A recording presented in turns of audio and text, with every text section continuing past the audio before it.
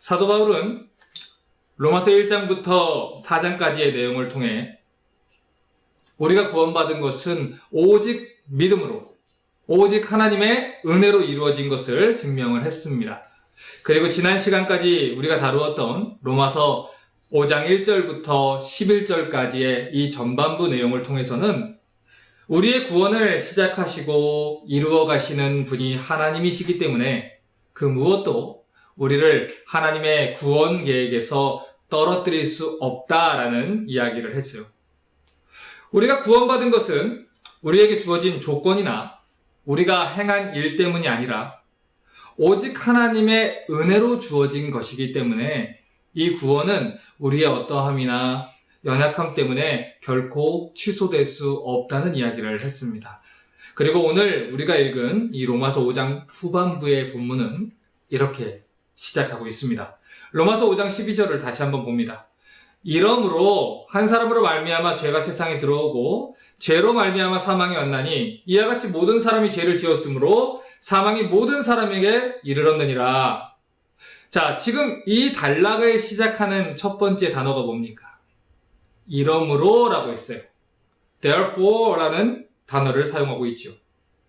그러니까 로마서 5장 12절부터 21절까지의 내용은 분명하게 새로운 주제를 다루고 있지만 앞의 내용을 설명하기 위해서 therefore, 이러므로 라는 접속사로 시작을 하고 있다는 거예요.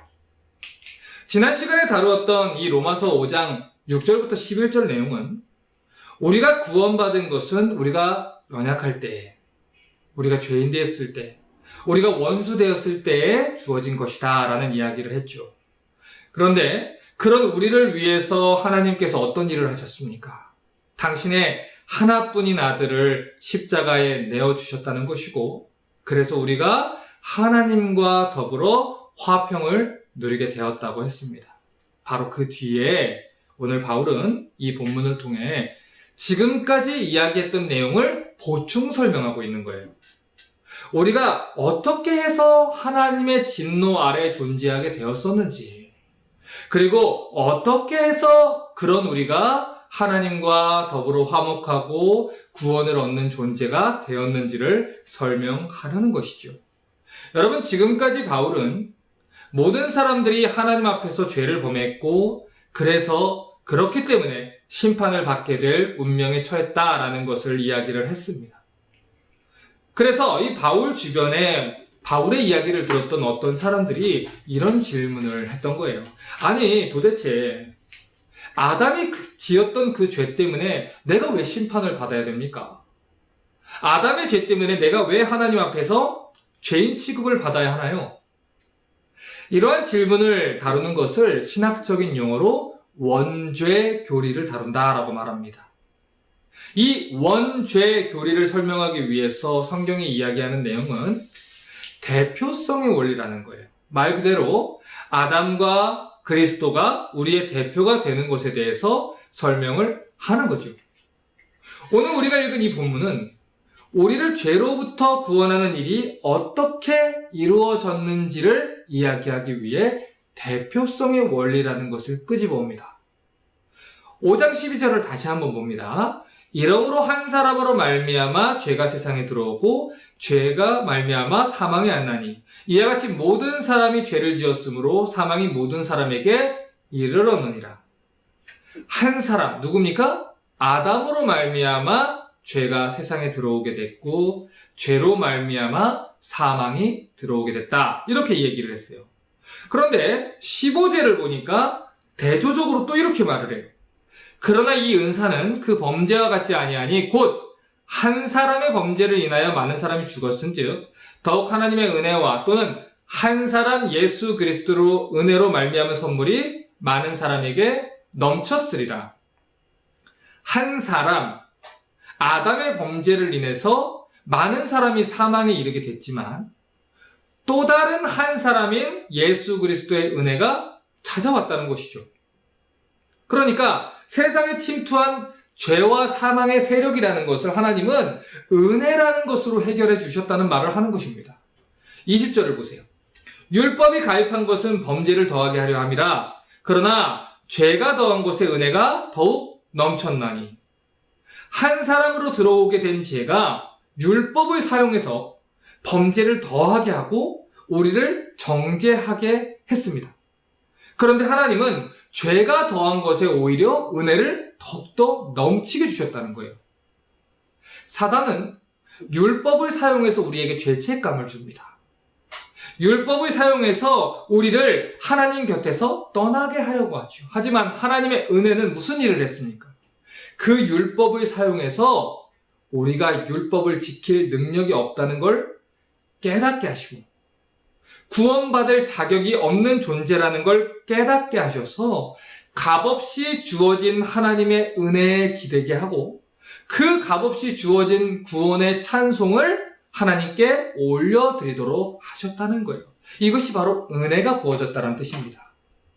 로마서 5장 21절은 또 이렇게 말하죠. 이는 죄가 사망 안에서 왕노릇한 것 같이 은혜도 또한 의로 말미암아 왕노릇하여 우리 주 예수 그리스도로 말미암아 영생에 이르게 하려 함이니라. 자, 여기서도 죄 그리고 은혜가 대비돼서 나타나고 있어요. 한 사람 아담으로 말미암아 죄가 들어왔지만 그래서 죄가 사망 안에서 우리의 왕노릇했지만 하나님은 예수 그리스도로 말미암는 은혜를 우리에게 주셔서 그 은혜로 인하여 우리가 영생을 얻게 해주셨다는 것입니다. 자, 이처럼 오늘 본문의 키워드는 아담과 예수 그리스도라는 거예요. 아담과 그리스도를 각각의 진영의 대표를 놓고 아담과 예수님을 비교하고 있는 것이죠.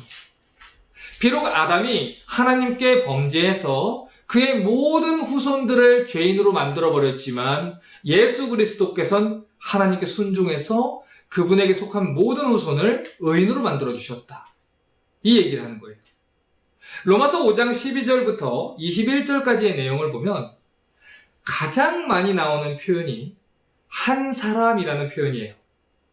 여기까지 이야기하는 한 사람이라는 표현은 말 그대로 대표라는 표현입니다. 인류의 첫 번째 대표자인 아담의 범죄와 새로운 대표자가 되시는 예수 그리스도의 은혜를 대조시켜서 나타내는 표현이라고요. 다시 15절을 볼게요. 그러나 이 은사는 그 범죄와 같지 아니하니 곧 한 사람의 범죄를 인하여 많은 사람이 죽었은즉 더욱 하나님의 은혜와 또는 한 사람 예수 그리스도의 은혜로 말미암은 선물이 많은 사람에게 넘쳤으리라. 자, 보세요. 바울은 예수 그리스도라는 이름을 그냥 얘기하고 있지 않아요. 한 사람, 아담이라는 존재와 대비되는 또 다른 한 사람인 예수 그리스도를 언급하고 있는 거죠. 왜요? 그 이유가 무엇일까요? 인류의 조상이었던 한 사람, 우리의 첫 번째 대표자가 됐던 아담으로 말미암아 죄가 세상에 들어오고 죄로 말미암아 사망이 온 것처럼 또 다른 한 사람 예수 그리스도께서 우리의 대표자가 돼서 우리의 죄를 대속해 주심으로 믿는 자들의 새로운 조상이 되셨다라는 것을 설명하는 것입니다. 그러니까 지금 성경이 말하는 건 아담은 범죄해서 그의 모든 후손을 다 죄인으로 만들어버렸고 예수께서는 순종함으로 그를 따르는 모든 후손들을 의인으로 만들어주셨다는 거예요. 이게 바로 대표성의 원리라는 것입니다. 아담이 모든 인류의 조상이기 때문에 그의 행동의 모든 결과들이 그와 그의 후손들에게 그 운명을 결정했다는 것이죠. 그래서 많은 사람들이 이렇게 물어봐요. 아니, 내가 선악과를 따먹었습니까? 왜 아담의 죄를 가지고 제가 심판을 받아야 됩니까?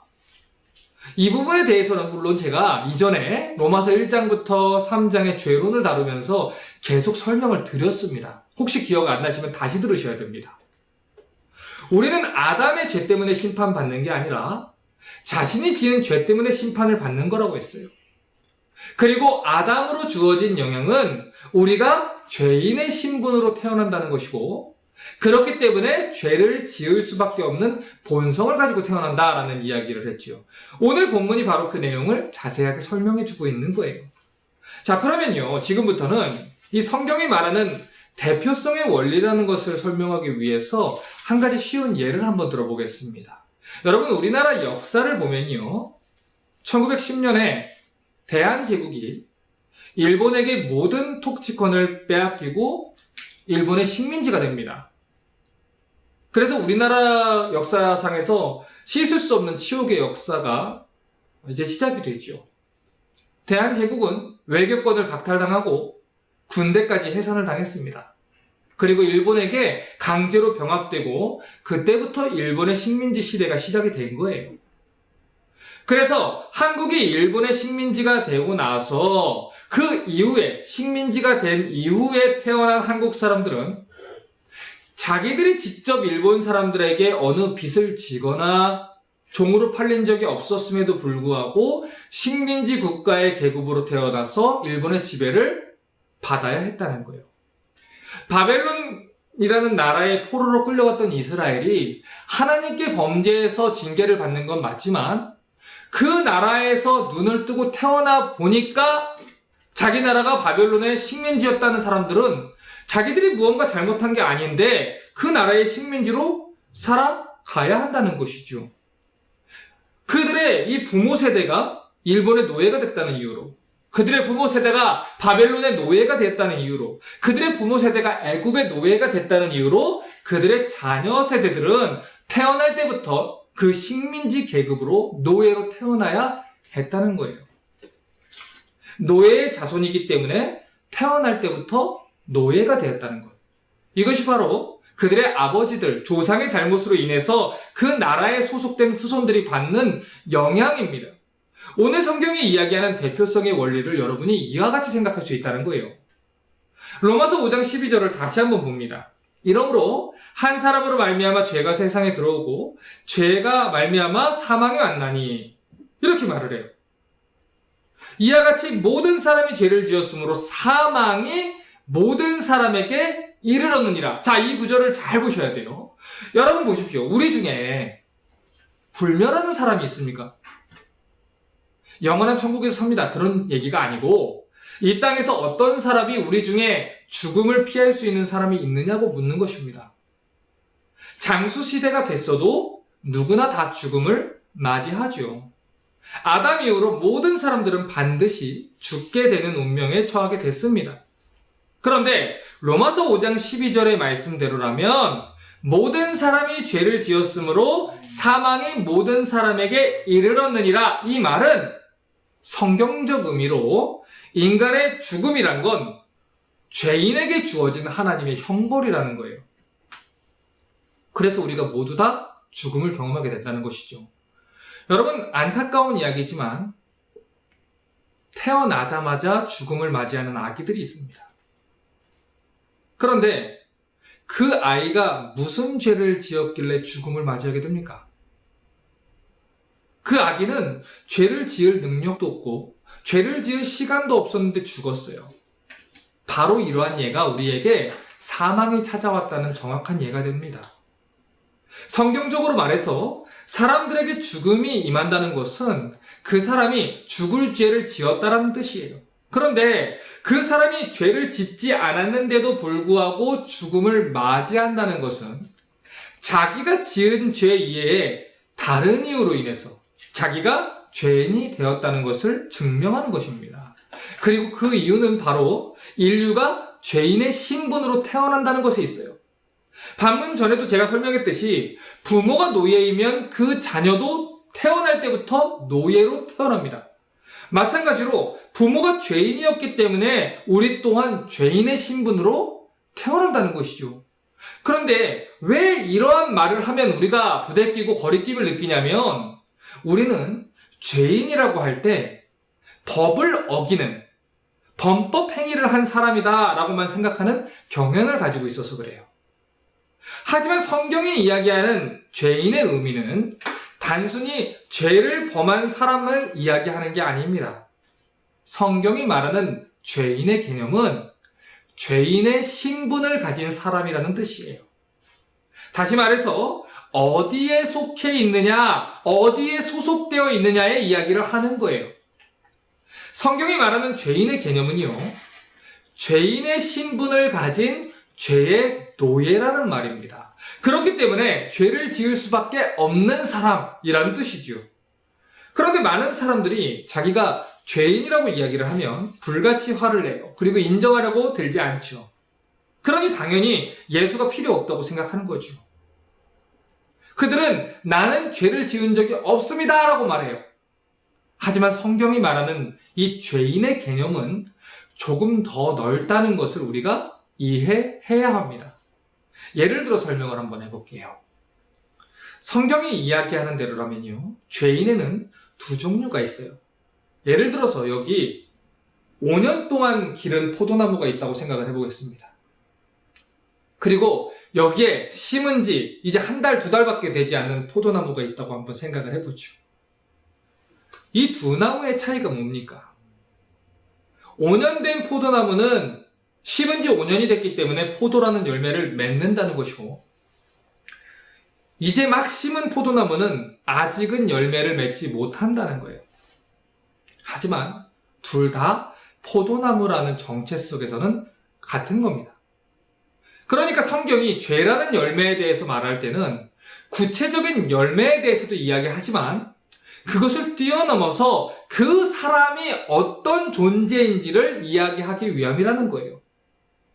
그 사람의 정체, 그 사람의 신분, 그것을 증명하기 위해서지 누가 더 죄의 열매를 더 맺고 덜 맺는지를 가지고 이게 포도나무가 맞는지 아닌지 설명하는 게 아니라는 것이죠. 그렇기 때문에 우리는 성경에서 이야기하는 죄인의 개념을 올바르게 이해해야 돼요. 구체적인 죄의 행위로 죄를 지은 사람을 이야기하는 걸 넘어서는 개념이라는 것이죠.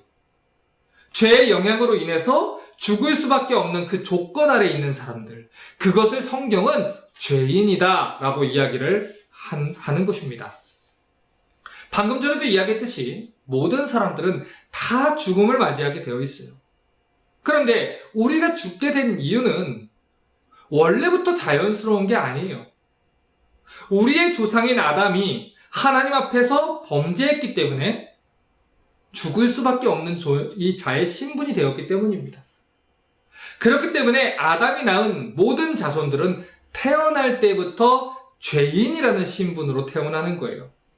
그래서 우리 또한 선악과를 직접 우리가 따먹지 않았음에도 불구하고 모두가 다 죽음을 경험하게 되는 운명으로 태어나게 되는 것이죠. 그런데 이 원리는 또 다른 한 사람으로 오신 예수 그리스도에 대해서 이야기할 때도 동일하게 주어지는 원리라는 거예요. 내가 선악과를 따먹은 일이 있습니까? 그러면 묻자는 거예요. 여러분이 예수 그리스도께서 십자가에 달려 죽으실 때 여러분이 한 일은 있냐는 것이죠. 같은 원리를 얘기하는 것이죠. 예수 그리스도를 아버지로 삼은 자는 자기가 잘한 일이 없음에도 불구하고 예수께서 획득하신 의인의 신분을 이어받는다는 것입니다. 이것도 예를 들어서 한번 설명을 해볼게요. 여러분, 예전에 우리나라의 왕들이 다스릴 때 한번 생각해 볼게요. 첫 번째, 왕들 중에 항상 훌륭한 왕들만 있었습니까? 아닙니다. 꼭 그렇지만은 않아요. 두 번째, 어떻게 하면 왕이 될 수 있죠? 아버지가 왕이어야 왕이 될 수 있습니다. 왕의 아들로 태어나야만 왕이 되는 것이죠. 그런데 방금 전에 말했듯이 왕들 중에는 자격 미달의 왕들도 있었어요. 그런데 그들이 왕족이라는 이유 하나만으로 왕이 되는 것이죠. 그런데 이걸 반대로 얘기해 볼게요. 태어났어요. 이 아이가 너무 똑똑해요. 영특해요. 재주가 많아요. 그런데 노예 집안에서 태어났어요. 아무리 내가 훌륭한 성품을 가지고 있더라도 그 아이는 노예로 살아갈 수밖에 없다는 거예요. 이게 바로 대표성의 원리라는 거예요. 대표성의 원리는 신분의 문제이고 소속의 문제라는 얘기예요. 아담을 조상으로 갖는 자들은 죄인의 신분으로 이 땅에 태어나게 돼요. 영원한 심판을 마주하게 될 형벌의 운명을 가지고 태어난다는 것이죠. 그런데 그 운명을 누가 바꿔주십니까? 하나님이 예수 그리스도와 함께 우리를 연합시킴으로 바꿔주셨다는 거예요.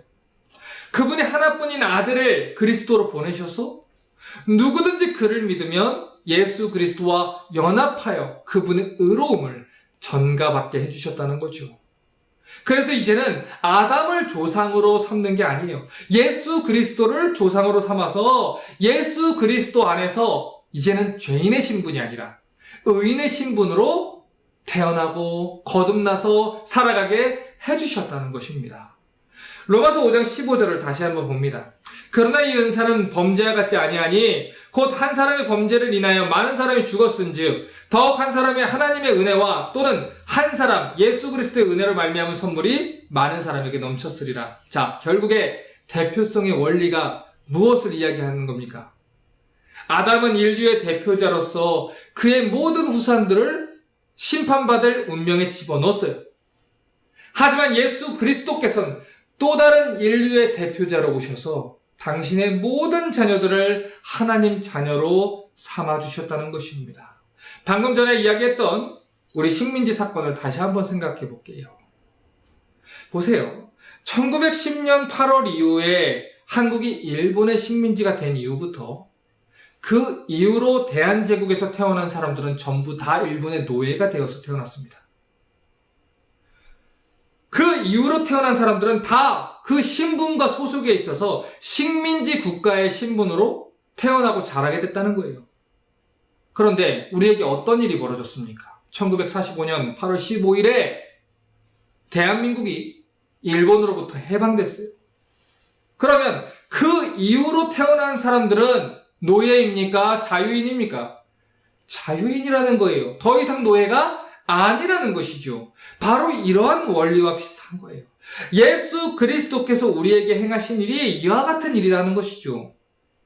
이게 성경이 이야기하는 대표성의 원리고 아담과 예수 그리스도를 두 대표자로 두고 성경이 설명하는 내용입니다. 아담의 범죄가 미친 영향과 예수 그리스도께서 은혜로 가지고 들어온 그 복에 대한 영향을 비교하면서 설명을 하는 것이죠.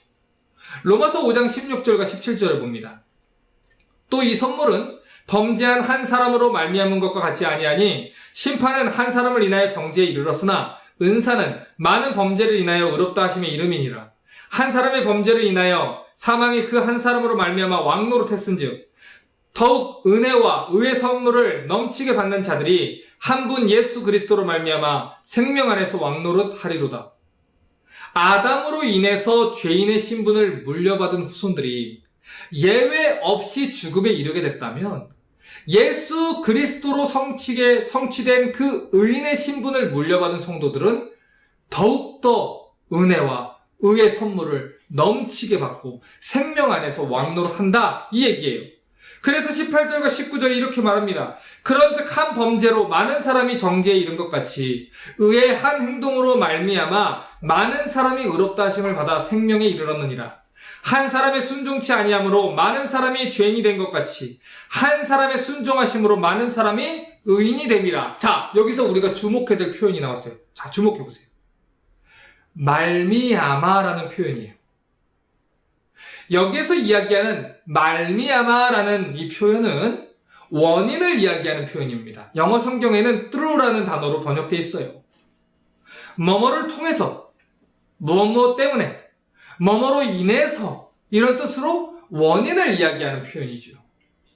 그런데 우리가 주목해서 봐야 되는 건 지금 바울이 말미암아, 즉 through라는 단어를 반복해서 사용하면서 로마서 5장 전체의 본문을 이끌어가고 있다는 거예요. 자, 로마서 5장 1절을 보십시오.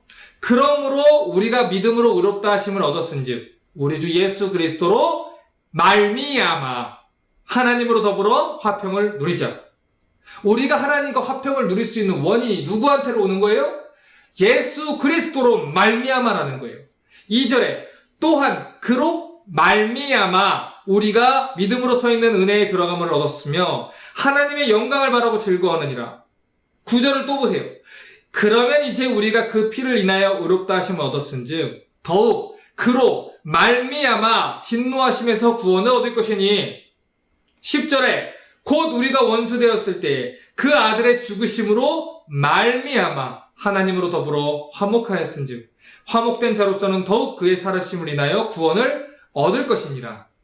11절을 또 봅니다. 이뿐 아니라 이제 우리로 화목을 얻게 하신 우리 주 예수 그리스도로 말미암아 하나님 안에서 또한 즐거워하느니라. 자, 보세요. 지금까지 읽은 로마서 5장 전반부에 드러난 말미암아라는 단어가 다 누구랑 연결되어 있습니까?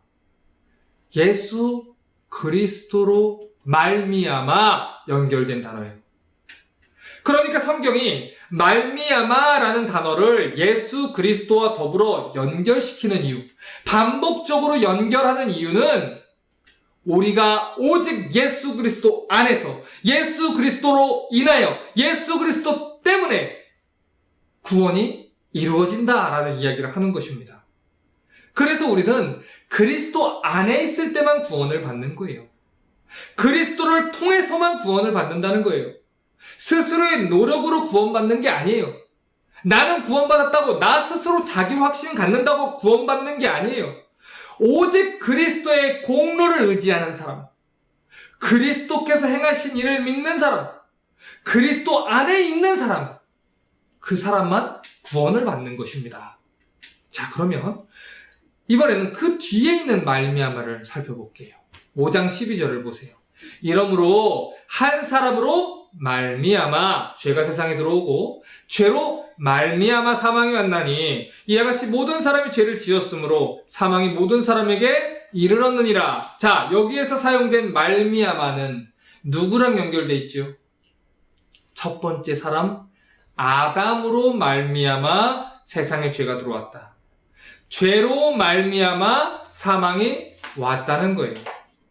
인류의 타락은 바로 이 한 사람으로 말미암은 거라는 것입니다. 구원이 예수 그리스도 한 사람으로 말미암아 왔듯이 죄와 사망도 이 한 사람 아담으로 말미암아 왔다는 것이죠. 자, 그런데 여기서 우리가 또 주목해서 봐야 되는 표현이 있어요. 여러분, 왜 성경은 아담으로 말미암아 죄가 세상에 들어오고 라고 이야기하지 않은 걸까요? 처음부터 분명하게 아담으로 말미암아 죄가 세상에 들어왔다라고 이야기하면 되지. 왜? 한 사람으로 말미암아 죄가 세상에 들어왔다라고 이야기하는 걸까요? 여기에 성경이 가지고 있는 아주 섬세한 의도가 담겨져 있는 거예요. 지금 성경은 인류의 두 대표성을 강조하려고 한 사람이라는 단어를 일부러 쓰고 있는 거예요. 아담이 단순히 그 한 사람이 아니고 한 사람이라는 단어는 대표성을 가진 표현이라는 것이죠. 단순히 아담 때문에 그 일이 벌어졌다는 것으로 끝나는 게 아닙니다. 대표성의 원리를 가진 한 사람 때문에 그 일이 벌어졌고 그 영향이 우리의 대표이기 때문에 우리에게 미쳤다, 이 얘기를 하는 거죠. 다시 말해, 전에는 우리가 아담으로 말미암아 죄와 사망의 아래 있었지만 이제는 예수 그리스도로 말미암아 은혜 아래 있게 되었다. 이것을 대비시켜서 보여주려고 이런 표현을 하는 거예요. 만약에 성경이 아담으로 말미암아 죄가 세상에 들어왔다 이렇게만 표현을 했다면 어떤 사람들은 이렇게 얘기했을 거예요. 그건 아담의 죄지. 나랑은 상관없어요. 실제로 이 표현과 이 의미와 이 구절의 뜻을 제대로 모르는 분들은 그렇게 이야기를 합니다. 하지만 성경은 분명히 한 사람이라는 대표성을 가진 표현을 써요. 아담에게 성경이 대표성을 부여했기 때문에 아담의 후손으로 오는 그 어떤 사람도 죄인의 신분을 피할 수가 없다는 것입니다. 분명히 성경은 한 사람으로 말미암아 죄와 사망에 이르게 된 우리를 또 다른 한 사람으로 오신 예수 그리스도께서 구원하셨다고 이야기하는 거예요. 마태복음 1장 1절을 보겠습니다. 자, 신약으로 넘어가면 예수님의 족보가 이렇게 시작이 돼요. 아브라함과 다윗의 자손 예수 그리스도의 세계라.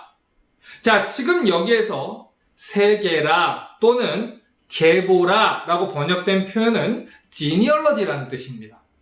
족보라는 뜻이에요. 예수 그리스도의 족보라는 말이죠. 자, 그런데 이 족보가 어디부터 어디까지 이어지는지 보세요. 아브라함부터 시작해서 예수까지 연결이 되죠. 그리고 누가복음 3장으로 가면 예수님의 족보가 하나가 더 기록되어 있어요. 그런데 누가복음에 기록된 족보는 예수님으로부터 시작된 족보가 거꾸로 올라갑니다. 그래서 아담을 지난 뒤에 하나님에게까지 연결되는 것을 우리가 보게 돼요. 누가복음 3장 38절입니다. 그 이상은 에노스요, 그 이상은 셋이요, 그 이상은 아담이요, 그 이상은 하나님이시니라.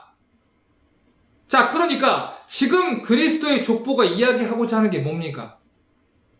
그리스도께서 우리를 하나님의 족보에 이어주셨다는 거예요. 원래 아담이 가지고 있었던 족보의 특징이 뭐죠? 창세기 5장을 보면 아담의 족보가 기록되어 있어요. 그런데 창세기 5장 4절부터 5절을 보면 이런 기록이 있습니다. 아담이 셋을 낳은 후 800년을 지내며 자녀를 낳았으며 그가 930세를 향수하고 죽었더라. 이 뒤에도 아담의 족보가 쭉 이어집니다.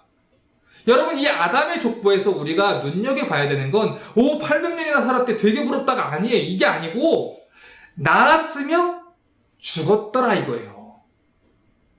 창세기 5장의 족보는 계속해서 반복되는 이 구조를 가지고 있습니다. 800년을 살았어요. 900년을 넘게 살았어요. 그러면 뭐 하냐는 거예요. 죽었다는 거죠. 낳았지만 죽었다는 거예요. 그러니 아담의 족보가 얘기하는 건 아담이 지은 죄 때문에 모든 민족이, 모든 후손이 죽을 수밖에 없는 운명에 처했다는 것입니다. 이게 바로 아담이 한 일이라는 것이죠. 자, 그런데 이 한 사람, 아담의 족보를 누가 바꿔주셨어요? 예수 그리스도께서 바꿔주셨다는 거예요. 마태복음 1장 2절입니다. 아브라함이 이삭을 낳고, 이삭은 야곱을 낳고, 야곱은 유다와 그의 형제를 낳고. 자, 창세기 5장의 아담의 족보와 마태복음 1장 족보의 차이점이 뭐예요? 예수님 족보의 특징이 뭐예요? 낳고, 낳고, 낳고, 낳고. 그러니까 죽었더라라는 말이 없다는 거예요. 이 족보가 예수 그리스도에게까지 이어지고 그 족보가 누가복음 3장을 보면 하나님에게까지 이어졌다는 것이죠. 이것이 바로 예수께서 하신 일이라는 거예요. 하나님과 우리를 연결하신 일. 우리로 하여금 영원한 죽음을 맞이하지 않고 영원한 생명을 누리게 하신 일. 이게 바로 예수께서 하신 일이라는 것이죠. 예수께서 인간의 몸을 입고 이 땅에 오셨어요. 그런데 인간의 족보는 죽을 족보예요. 반드시 죽어야 되는 죽음의 족보예요. 그렇기 때문에 예수께서 이 땅에 인간의 육신을 입고 오셔서 아담의 족보를 끝내신 거예요. 우리를 대신해서 죽으시고 그 죄와 사망의 세력을 꺾으시고 아담의 족보를 끝내셨다는 것이죠. 아담은 죄인의 신분을 가지고 있어요. 그래서 아담 이후로 그의 신분을 물려받은 사람들은 전부 다 죄인이고 죽을 처지에 놓여 있습니다. 하지만 예수님은 아담의 후손으로 그 족보 속에 오신 거예요. 그리고 모든 후손들을 위해서 죽으셨어요. 그리고 다시 살아나셨습니다. 그렇게 해서 죽음이 우리를 더 이상 우리의 족보를 지배하지 못하도록 하신 거예요. 아담의 족보는 끝이 난 거예요. 바로 여기에서 우리에게 새로운 조상이 생긴 것입니다. 그래서 우리를 의의 후손이라고 하는 거예요. 아담이 아닌 예수 그리스도의 의를 따르는 후손들이기 때문에 의의 후손들이다 라고 얘기를 하는 것입니다. 그래서 예수 그리스도를 따르는 자들은 더 이상 아담의 족보에 있지 않아요. 예수 그리스도의 족보에 들어가게 되는 것입니다. 예수께서 죽으신 이유는 아담의 족보를 폐기하기 위함이에요. 그리고 그분이 부활하신 것은 새로운 계보를 여시기 위함이에요. 아담의 족보에는 생물학적으로 태어나는 사람들이 들어가게 되어 있었어요. 하지만 예수 그리스도의 족보는 달라요. 영적으로 다시 태어난 자, 거듭난 자, 리제너레이션, 중생한 자들이 들어가게 되는 것입니다. 바로 그러한 자들이 아담의 족보에서 죽고 예수 그리스도의 족보에서 다시 살아나게 되는 것입니다. 고린도전서 15장 45절부터 47절은 그래서 이렇게 말하는 거예요. 기록된 바 첫사람 아담은 산 영이 되었다는 것 같이 마지막 아담은 살려주는 영이 되었나니 그러나 먼저는 신령한 자가 아니요 육 있는 자요 그 다음에 신령한 자니라. 첫사람은 이 땅에서 났으니 흙에 속한 자이거니와 둘째 사람은 하늘에서 나셨느니라. 첫사람 아담은 죄인의 대표자였어요. 그로 인해서 모든 인류는 다 죽을 수밖에 없는 운명에 처하게 됐죠. 하지만 둘째 사람인 예수 그리스도께서 오셔서 첫사람 아담의 족보를 끝내고 새롭게 시작을 하셨다는 것입니다. 비록 내가 범죄하지 않았어도 아담 때문에 죽을 수밖에 없었던 것 같이 그리스도 안에 있는 모든 성도들은 아무런 조건과 이유도 없이 예수 그리스도 때문에 영생의 생명을 받게 되었어요. 이것이 바로 대표성의 원리인 것입니다. 이제 설교를 마무리하려고 합니다. 로마서 5장 21절을 보겠습니다. 이는 죄가 사망 안에서 왕노릇한 것 같이 은혜도 또한 의로 말미암아 왕노릇하여 우리 주 예수 그리스도로 말미암아 영생에 이르게 하려 함이라. 이전에 우리가 아담의 족보 아래서 살 때는 우리는 죄의 종이었어요. 그래서 죄가 우리에게 왕노릇했고 우리는 우리가 원하는 대로가 아니라 죄가 시키는 대로 할 수밖에 없는 죄의 노예였습니다. 하지만 예수 그리스도 안에 그 족보 안에 있는 자들에게는 이제는 은혜가 의로 말미암아 왕노릇한다는 거예요. 여러분, 지금 여기에서 은혜가 왕노릇한다는 말은 우리가 무슨 죄를 저질러도 하나님이 은혜로 봐주신다는 말이 아닙니다. 은혜가 왕노릇한다라는 말을 여러분 잘 이해하셔야 돼요. 이 말은 우리가 멸망에 빠져들 만한 그 죄의 길로 들어갈 때 결정적인 그 멸망의 다리까지 가기 전에 하나님이 이제는 우리 인생에 먼저 개입해 주신다는 말을 하는 거예요. 왜냐하면 이제 우리 소속이 어디니까요? 하나님 소속이니까요. 우리가 율법 아래에 있을 때는, 우리가 죄에 따라서 왕노릇할 때는 하고 싶은 대로 내버려 두셨다가 죄를 범한 이후에 율법에 따라 심판을 하셨어요. 하지만 이제는 달라요. 예수 안에 있는 우리에게 은혜가 왕노릇한다는 말은 우리가 이제는 왕의 자녀로서 살아가게 되었다는 것을 말하는 겁니다.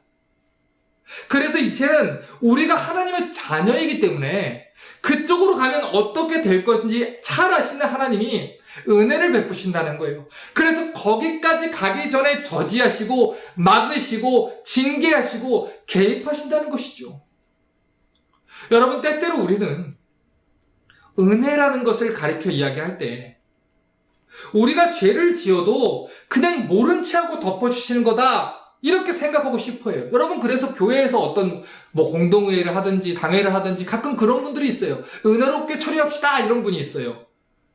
여러분, 은혜롭게라는 것은 죄를 그냥 덮고 평화롭게 지나갑시다라는 표현하고 다른 표현입니다. 은혜라는 표현은요, 나의 죄악된 본성을 하나님이 더 이상은 모른 채 하지 않으신다는 말을 하는 거예요.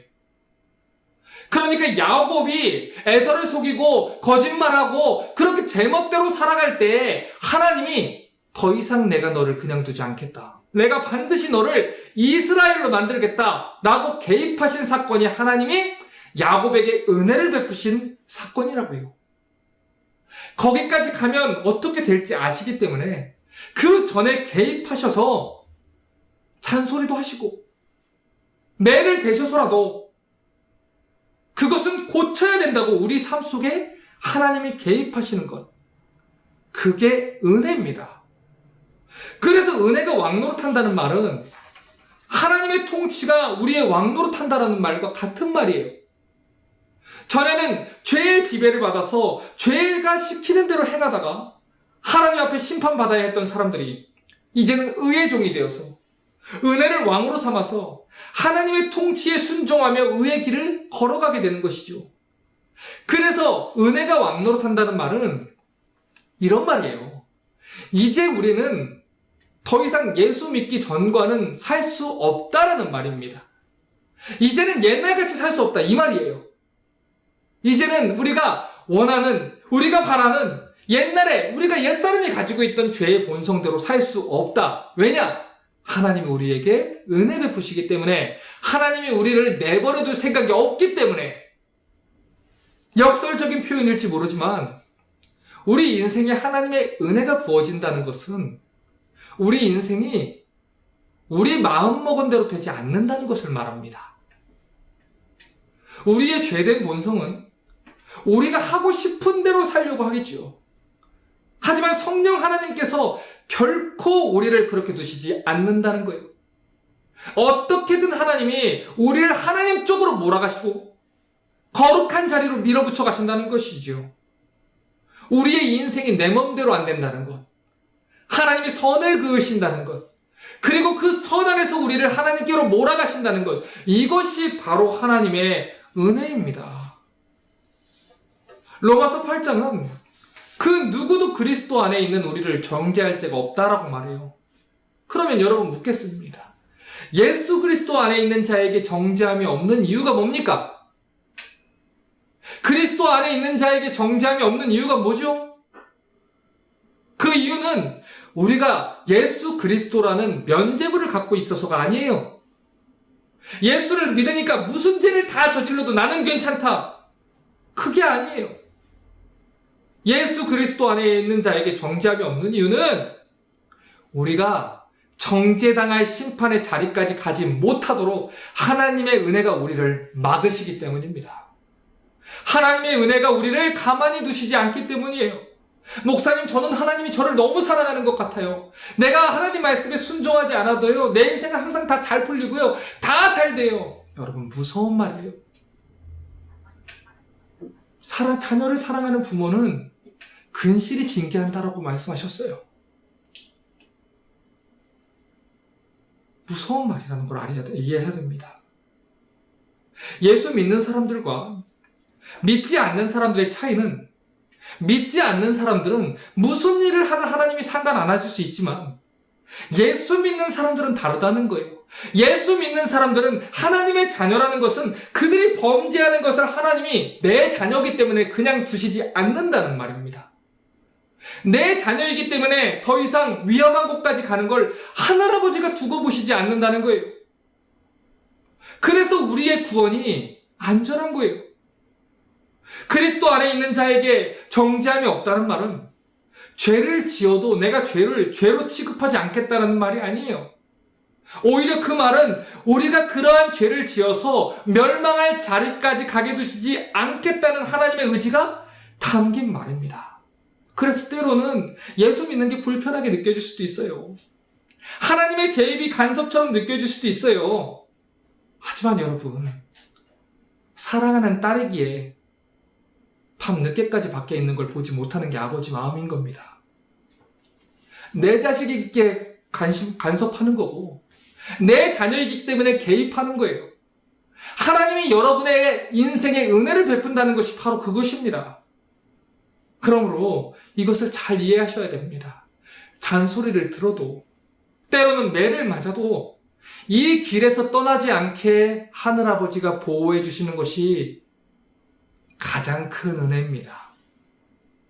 목자가 지팡이와 막대기를 들고 양들을 돌보는 이유는 양들을 푸른 초장으로 이끌기 위함이에요. 때로는 목자들은 양의 목을 지팡이로 걸어서라도 인도에 가야 되는 책임이 있어요. 왜냐하면 목자에게 맡겨진 사랑하는 양이기 때문이에요. 그렇게 해서라도 하나님은 반드시 우리를 푸른 초장으로 이끌어 가실 것입니다. 당신의 거룩한 형상으로 완성시켜 가실 것입니다. 그러므로 하나님께 기대를 품으시기 바랍니다. 내 삶 속에 하나님이 주시는 개입과 하나님의 잔소리와 하나님의 징계와 하나님의 꾸짖으심을 두려워하지 마시길 바랍니다. 하나님이 그 자녀를 징계하시고 꾸짖으시는 것은 아비가 사랑하는 자녀를 징계하는 것과 같은 것입니다. 그러므로 하나님과 더불어 걸어가는 이 거룩한 성화의 여정을 기쁨으로 감당할 수 있기를 주님의 이름으로 축복합니다.